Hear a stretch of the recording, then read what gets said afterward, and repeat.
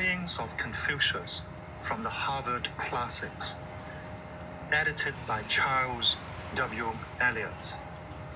Book 7. 1. The master said, "A teller and not a maker, one who trusts and loves the past.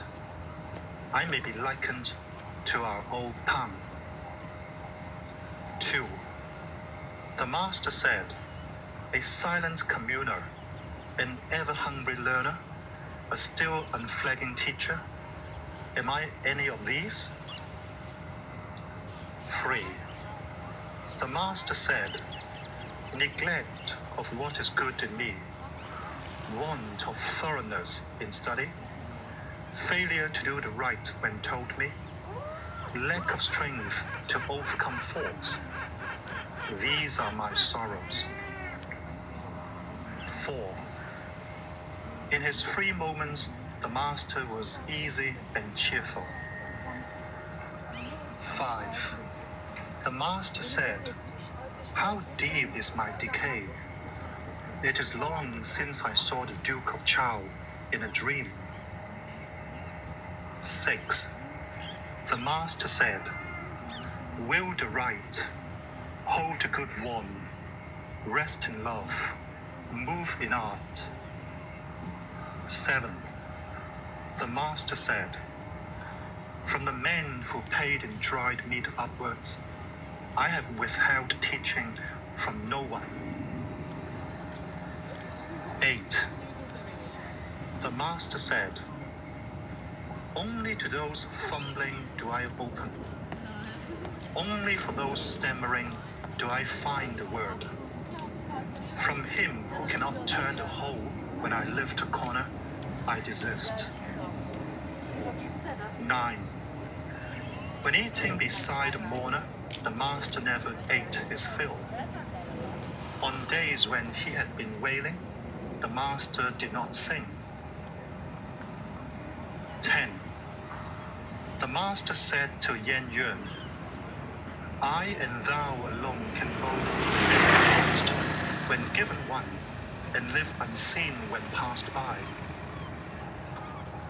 Zulu said, "Had ye to command 3 armies, sir, who should go with you?" "No man," said the master, "ready to fly unarmed at a tiger, or plunge into a river and die without a pang, should be with me, but one, rather, who is wary before a move and gains his end by well-laid plans." 11. The master said, "Were shouldering a whip a sure road to riches, I would turn carter. But since there is no sure road, I tread the path I love." 12. The master gave heed to devotions, war, and sickness. 13. When the master was in Qi for 3 months after hearing the shao played, he knew not the taste of meat. "I did not suppose," he said, "that music could touch such heights." 14. Jan Yu said, "Is the master for the king of Wei?" "I will ask him," said Chu Kong. He went in and said, "What kind of men were Po Yi and Shu Qi?" "Worthy men of yore," said the master. "Did they rule the past?" "They sought love and found it. What had they to rule?" Chu Kong went out and said, "The master is not on his side." The master said, "Living on coarse rice and water, with bent arm for pillow, mirth may be ours. But ill-gotten wealth and honors are to me a wandering cloud." 15. The master said, "Given a few more years, making 50 for the study of the year, I may be purged from gross sin. 16. The master liked to talk of poetry, history, and the upkeep of courtesy. Of all these, he was fond of talking. 17. The Duke of She asked Chulu about Confucius. Chulu did not answer. The master said, "Why couldst thou not say, 'Here is a man so eager that he forgets to eat, whose cares are lost in triumph, unmindful of approaching age'?" 18. The master said, "I was not born to understanding. I loved the past and questioned it earnestly." 19. The master never spake of ghosts or strength, crime or spirits. 20. The master said, "Walking free together, I'm sure of teachers. I pick out the good and follow it. I see the bad and shun it." 21. The master said, "Heaven planted worth in me. What harm can come of Huan Tui?" 22. The master said, "My boys, do ye think that I hide things from you? I hide nothing. One who keeps from his boys naught that he does, such as chew." 23. The four things the master taught were culture, conduct, faithfulness, and truth. 24. The master said, "A holy man I shall not live to see. Enough could I find a gentleman. A good man I shall not live to see. Enough could I find a steadfast one. But when nothing poses as something, cloud as substance, want as riches, steadfastness must be rare." 25. The master angled, but did not fish with a net. He shot, but not at birds sitting.